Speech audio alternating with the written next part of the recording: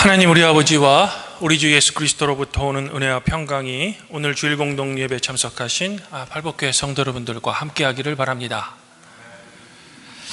성도 여러분, 지난 5월 2일 저의 첫째 아들이 군에 입대했습니다. 해서 제가 이제 논산에 다녀왔죠. 머리를 짧게 밀고 군에 입대하는 이 아들의 뒷모습을 보면서 그때 제가 속으로 결심한 것이 있습니다. 그것은 이른바 말하는 부모 찬스, 즉 부모가 가진 이 돈과 권력을 사용해서 병역의 의무를 불법적으로 행하는 정치인들은 이제 선거 때 제가 절대로 뽑지 않겠다라고 다짐을 했던 겁니다. 형평성과 정의에 어긋나기 때문이죠. 하긴 요새 이 부모 찬스를 이용해서 공정하지 못한 경쟁으로 인해 특혜를 받는 사례가 우리나라에 매우 큰 사회적인 이슈가 되고 있습니다. 그러면 왜 이런 불공정한 사회 현상이 우리 사회의 특권층에 만연하게 되는 걸까? 그래서 고등학생이 이 논문의 저자가 되는 기이한 현상이 우리 사회에서는 왜 생기는 걸까라는 겁니다.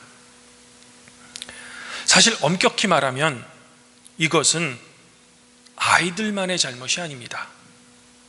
우리 사회에서 항상 엘리트, 이른바 1등만을 요구하기 때문입니다.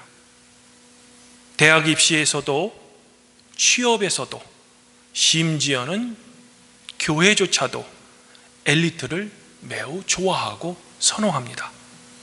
예를 들면 한국 교회는 어떻게든지 외국에서 박사학위를 딴 엘리트 목사를 좀 교회에 모셔와서 교회를 부흥시키고 이른바 말하는 대형 교회가 되기를 모든 한국 교회와 성도들은 바라고 있습니다. 이런 사회에서 엘리트가 아닌 평범한 사람들은 도저히 발붙일 곳이 없는 것 같습니다. 하지만 정말 이런 엘리트를 추구하는 사회, 1등이 되어야 살아남는 이 능력별 사회 체제가 과연 예수님께서 선포하신 하나님 나라 또는 하나님 나라의 올바른 가치관일까라는 겁니다. 성도 여러분, 오늘 말씀에 따르면 유대인의 명절이 되자 예수님께서는 예루살렘에 올라오십니다. 절기를 지키기 위해서. 그리고 양문 곁에 베데스다 연못에 누워있는 한 병자를 만나십니다. 이 병자는 병이 매우 깊어서 무려 38해 동안 이 병의 고통을 겪었다고 합니다. 그런데 왜 이런 몸이 아픈 사람이 병을 고치는 병원이나 의원에 누워있지 않고 이 베데스다 연못에 누워있는 걸까? 그것은 천사가 가끔 이 베데스다 연못에 내려왔을 때 가장 먼저 이 연못에 들어가는 사람은 자신의 병을 고칠 수 있는 기회를 얻기 때문이죠. 그 어떤 병이든 말입니다. 이런 이유로 이 베데스다 연못 근처에는 천사가 왔을 때, 물이 움직일 때 그 연못에 들어가고자 하는 사람들, 병자들이 많이 누워있던 겁니다. 예를 들면 앞을 보지 못하는 사람, 다리를 저는 사람, 혈기 마른 사람들이 이 베데스다 연못 주변에 함께 누워있는 거죠. 여기서 제가 성도님들의 이해를 돕기 위해 이를 좀 현대식으로 바꾸어 설명드리면 어떤 병을 아주 잘 고치는 명의가 있다고 봅시다. 이 명의를 만나기 위해 전국에서 몸이 아픈 사람들이 이 명의가 운영하는 병원에 이제 새벽부터 줄을 쭉 서는 거죠. 그런데 문제는 이 병원의 시스템은 환자들을 순서대로 모두 고쳐주는 것이 아니라 그날 번호표 중에서 1번을 뽑은 사람만을 치료해 준다는 겁니다. 그러면 자연스럽게 어떤 현상이 일어나겠습니까? 정말로 몸이 아프고 움직일 수 없는 위중한 사람은 이 번호표를 뽑는 기계 근처에도 못 갑니다. 몸이 제일 안 아픈 사람이 그날의 번호표 1번을 뽑습니다. 왜? 병자들 가운데 몸이 제일 안 아픈 사람, 즉 병이 경중한 사람의 행동이 제일 빠르기 때문이죠. 오히려 위급하고 위중한 몸은 이런 시스템 안에서는 그저 방해가 될 뿐입니다. 아픈 것도 서러운데 아픈 사람 사이에서도 정말로 우열이 생기는 겁니다. 당연히 이런 능력별 사회에서 가장 피해를 받는 사람은 다른 사람의 도움이 없이는 전혀 움직일 수 없는 사람들이죠. 이런 이유로 이 병자는 38일 동안 앓았을 정도로 병이 매우 위중했건만 베데스다 연못에는 그동안 들어가지 못했던 겁니다. 왜? 누군가가 이 사람을 도와주지 않으면 도저히 혼자의 힘으로는 자신의 몸을 움직일 수 없었기 때문이죠. 그러면 이 병자의 평생 소원은 어떤 것이었을까? 당연히 누군가의 도움으로 이 베데스다 연못에 물이 움직였을 때 1번으로 들어가서 자신의 오래된 병을 고치는 것이었을 겁니다.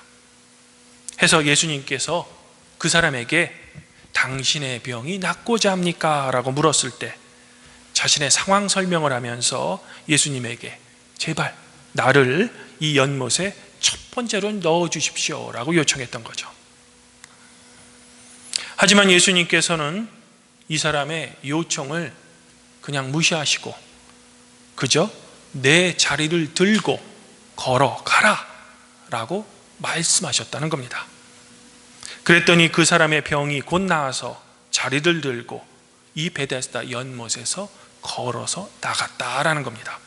놀라운 주님의 치유의 이적 사건이 일어난 거죠.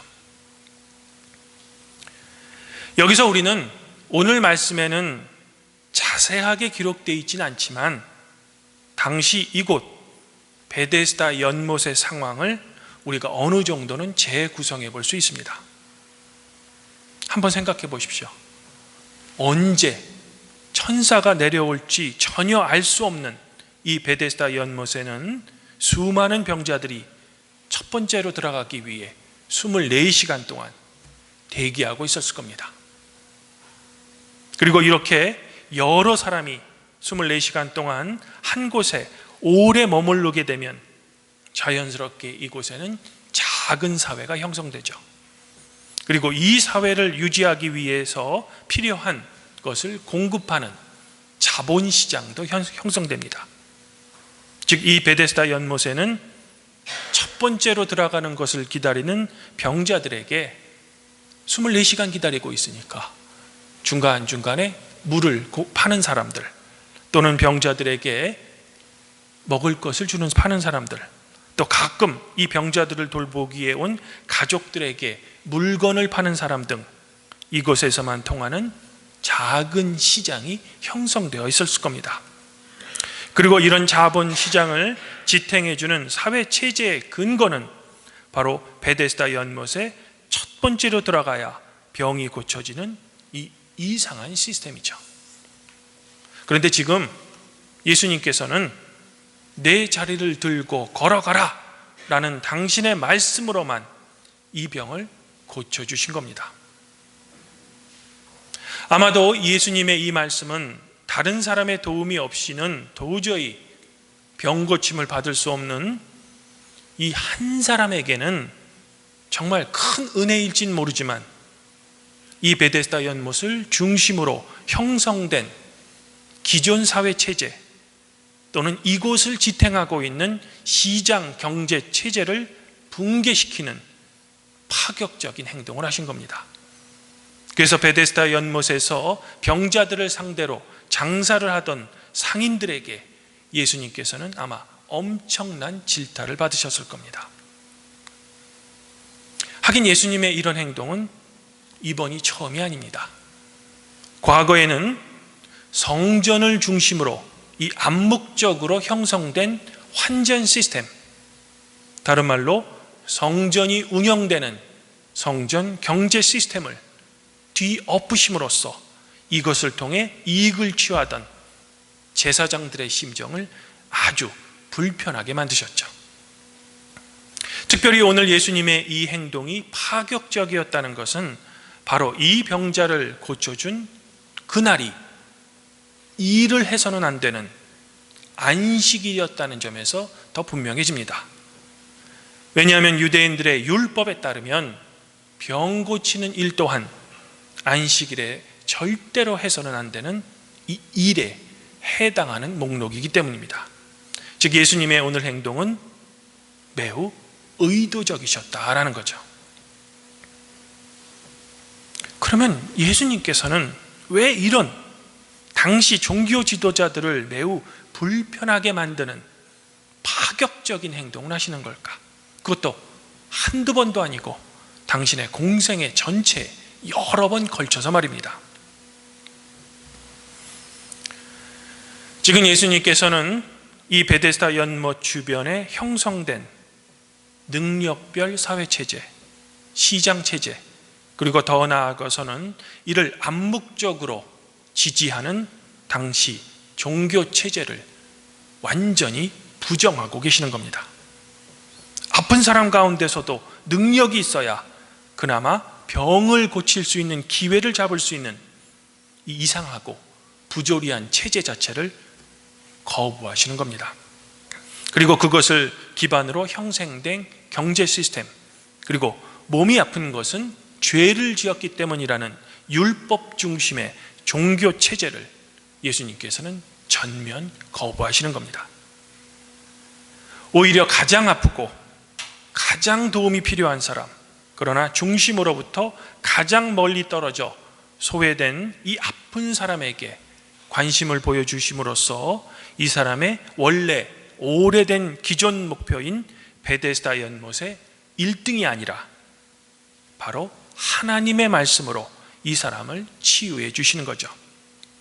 즉 율법에 의한 사회가 아닌 바로 하나님의 사랑을 근거로 한 복음에 의한 하나님 나라를 소망하고 추구하고 계시는 겁니다. 예수님께서는 지금 당시 유대 사회의 오래된 세계관과 가치관의 혁명을 요구하고 계시는 겁니다. 사랑하는 발복교회 성도 여러분, 그러면 오늘 말씀 속에 예수님의 이 놀라운 치유 사건이 현대를 사는 우리들에게 주는 의미는 과연 무엇일까? 그것은 예수님을 믿노라 하는 우리 그리스도인들은 우리 기존 사회에서 추구하는 세상적인 가치, 즉 베데스다 연못을 중심으로 이루어졌던 능력별 사회체제, 경제체제, 그리고 종교체제가 아닌 새로운 가치관과 세계관, 바로 구약에서 고아, 과부, 그리고 나그네로 대표되는 사회적 약자부터 돌보는 하나님 나라의 가치관과 세계관을 우리에게 보여주고 계신 겁니다. 이것을 사도 바울이 로마서 12장 2절에서는 너희는 이 세대를 본받지 말고 오직 마음을 새롭게 함으로 변화를 받아 하나님의 선하시고 기뻐하시고 온전한 뜻이 무엇인지 분별하도록 하라 라고 선언했던 겁니다. 또한 종교개혁자였던 마틴 루터도 당시 세상을 지배하고 통치하던 이 카톨릭 세계관을 거부하고 하나님에 의한 종교개혁을 감행했던 겁니다. 요즘 우리 사회에서는 장애인들의 이동권 확보에 대한 사회적 목소리가 큽니다.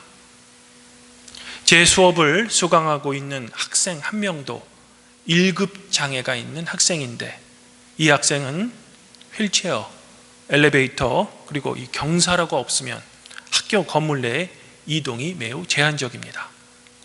다행히도 우리 대학에 장애인을 위한 시스템이 잘 돼 있어서 이 학생이 크게 불편함이 없이 학업을 하는 것으로 저는 알고 있습니다. 정말로 이 학생은 몸이 불편할지라도 수업에서 그 어떤 학생보다 열심히 듣습니다. 이 학생을 위해서라도 저는 열심히 강의를 준비합니다. 그것이 이 학생의 권리에 대한 저의 최소한의 책임과 양심이기 때문입니다.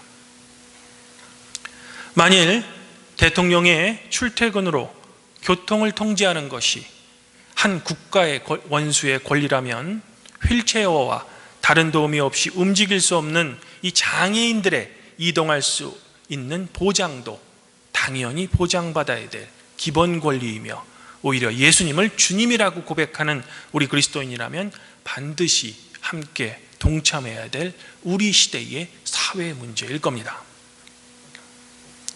예수님께서는 그 유명한 마태복음의 산상설교에서 다음과 같이 선포하십니다. 심령이 가난한 사람은 복이 있나니 천국이 그들의 것이며, 애통하는 사람은 복이 있나니 그들이 위로를 받을 것이요, 온유한 사람은 복이 있나니 그들이 땅을 기업으로 받을 것이며, 의에 줄이고 목마른 사람은 복이 있나니 그들이 배부를 것이며, 긍휼히 여기는 사람은 복이 있나니 그들이 긍휼히 여김을 받을 것이며, 마음이 청결한 사람은 복이 있나니 그들이 하나님을 볼 것이며, 화평하게 하는 사람은 복이 있나니 그들이 하나님의 아들이라 일컬음을 받을 것이며, 의를 위하여 박해를 받는 사람은 복이 있나니 천국이 그들의 것임이라. 제가 장담하건대 예수님의 이 말씀을 듣던 당시 갈릴리의 모든 사람들은 그 순간 한없는 눈물을 흘렸을 겁니다. 왜냐하면 그들은 지금까지 살아오면서 이런 말씀을 들은 적이 한 번도 없기 때문이죠. 늘 그들은 사람을 지배할 수 있는 힘과 돈을 가진 예루살렘의 정치, 종교 지도층과 항상 말만 그럴싸하게 하지만 실천은 하지 않는, 또한 책임지기는 싫어하는 비겁한 지식인층인 바리새인과 서기관들에 의해 늘 억눌린 사회를 살아왔던 사람들입니다. 하지만 예수님의 이 말씀은 그동안 눌렸던 이들에게 바로 하나님 나라에 대한 새로운 소망과 새로운 희망을 주었던 거죠. 그래서 그들은 감격의 눈물을 흘렸을 것입니다. 주님 안에서 한영제자매인 팔복교회 성도 여러분, 작년과 더불어 올해 우리 팔복교회 교회의 목표는 내 형제 중에 지극히 작은 자 한 사람에게 한 것이 곧 나에게 한 것입니다 라는 마태복음 25장 40절에 근거한 예배 후의 예배입니다. 여기서 예배 후의 예배란 바로 성도들의 삶의 자리를 의미합니다. 즉 지금처럼 이렇게 함께 모여 하나님께 은혜 받는 이 주일 공동 예배뿐만 아니라 이제 예배를 드린 후에 각자의 삶의 자리로 돌아간 우리 평상시의 삶의 예배에서도 주님의 말씀을 실천하는 그런 의미입니다. 그리고 그 삶 속에서 우리 그리스도인들이 추구해야 될 가치관은 오늘 말씀 속에 등장하는 베데스다 연못, 즉 우리 사회에 지금 만연된 이런 능력별 사회체제를 추구하고 사는 것이 아니라 이 사회에 소외되고 차별받는 지극히 작은 한 사람에게 집중하는 하나님 나라의 가치관일 겁니다. 그러므로 아무쪼록 우리 팔복교회 성도 여러분들은 성공과 무한 경쟁의 목표인 이 베데스다 연못에 1등으로 들어가기를 열망하고 그것을 자녀들에게 특권으로 물려주는 것이 아니라 베데스다 연못 제일 바깥쪽에 소외되어서 그 누군가의 도움을 간절히 기다리는 이 사회의 아주 작은 사람에게 관심을 갖기를 저는 지금 소망해 보고 싶습니다. 그리고 그 주님의 자비의 정신을 바로 자녀들에게 신앙의 유산으로 물려주기를 저는 함께 소망해 봅니다. 그리하여 예수님께서 잘하였습니다. 그 작은 사람을 돌보는 것이 바로 나를 돌보는 것입니다 라는 주님의 칭찬을 듣는 성도 여러분들이 되시기를 지금 권면드립니다. 더불어 우리가 바로 그러했을 때 성삼위 하나님으로부터 오는 은혜와 크나큰 축복이 성도 여러분들 자신과 여러분들의 가정 위에 늘 충만하시기를 우리의 선생이신 우리 주 예수 그리스도의 이름으로 간절히 축원드립니다. 그리하면 모든 지각에 뛰어나신 하나님의 평강이 그리스도 예수 안에서 성도 여러분들의 마음과 생각을 지키시리라.